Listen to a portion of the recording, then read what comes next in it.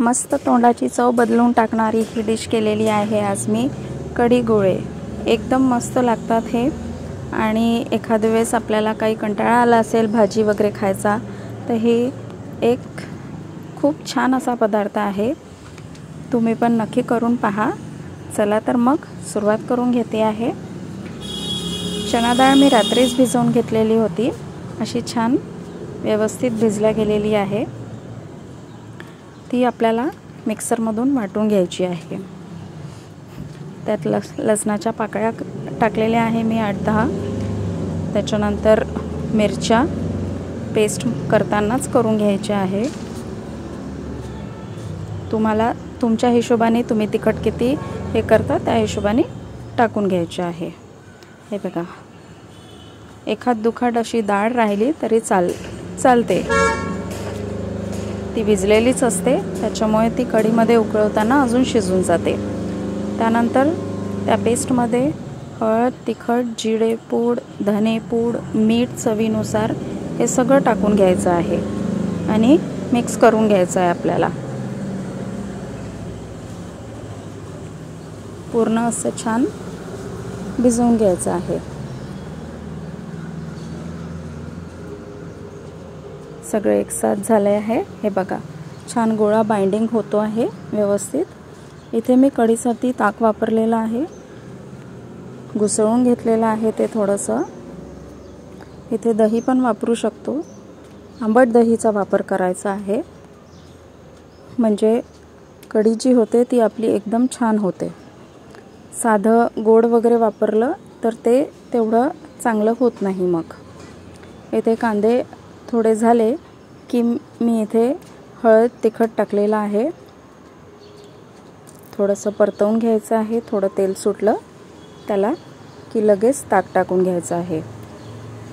इथे ताकाला बेसन अजिबात लावायचं नाही आहे, नुसतंच ताक वापरायचं आहे।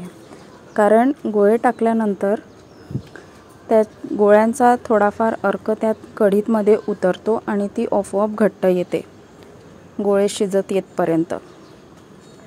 व्यवस्थित पतलं ठेवायचे आहे आपल्याला। ती उकळी आल्यानंतरच आपण पहिले एक गोळा टाकून बघणार आहे। एक असा गोळा टाकून बघायचा आहे आपल्याला। कढी छान उकळती पाहिजे, त्यानंतरच तिथे गोळा टाकून बघायचा आहे आपल्याला। तो गोळा गळतो आहे की नाही आपल्याला ते पहिले चेक करायचं आहे। जिथे बबल्स जास्त येतात तिथे तो गोळा असतो। हे बघा, गोळा व्यवस्थित झालेला आहे, तो गळला नाही आहे, त्याच्यामुळे आपण एक एक करून सगळे गोळे आता करून घेऊया।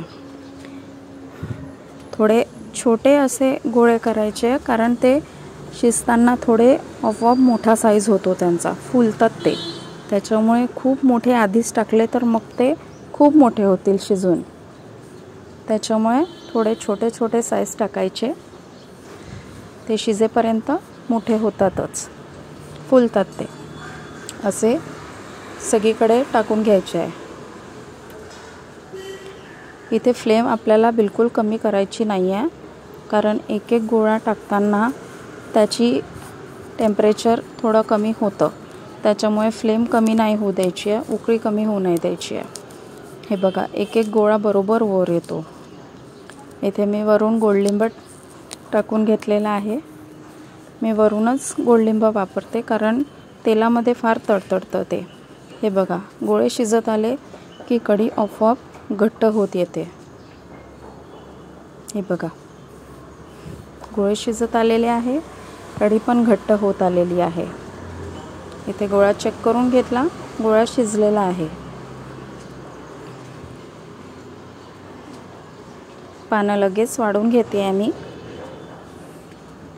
बघा, कढी एकदम घट्ट व्यवस्थित जशी पाहिजे तशी झालेली आहे। इथे जर तुम्हाला पतली हवी असेल कढी तर तुम्ही त्याला पातळ पण ठेवू शकता, पण गोळ्यांसोबत ही कन्सिस्टन्सी चांगली वाटते। या जेवायला।